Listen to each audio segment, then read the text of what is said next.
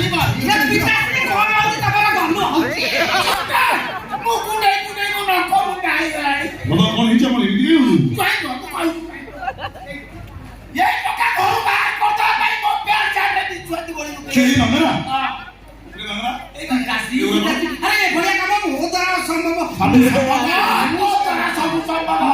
घर बाहर करता भाई तो बाहर जा को कोई तीन जन गरम पेटे काट चाहिए कौन कहले बाबा ए बांगरा रे भाई क्या हां ये बांगरा का भाई तम घर चाकरानी बिले की भाई रे बांगेरा कॉफी नियो ए चुप है आमे तीन जन अछु कॉफी धर चाले लगला बांगो कॉफी दियो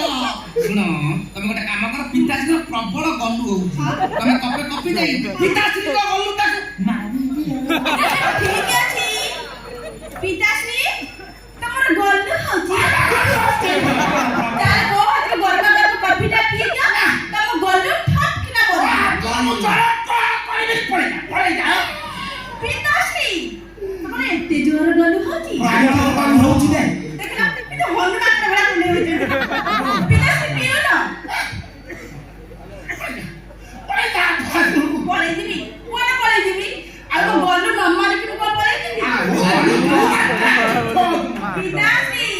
मो हाथ पीबन तो ता ठीक अछि पपना रे पिउ ना पिताश्री पी दियो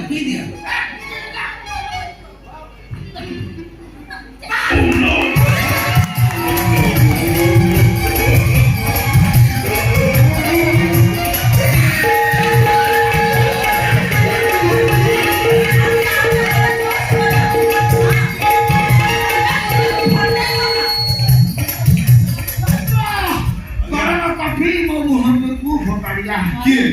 तम घर चाकरानी बिल्ली बिल्ली हां आज ही तक घर बाहर पड़ आ सब दिन को जब आको तो तम बाहर पड़ा वो पूरा पड़ जाऊ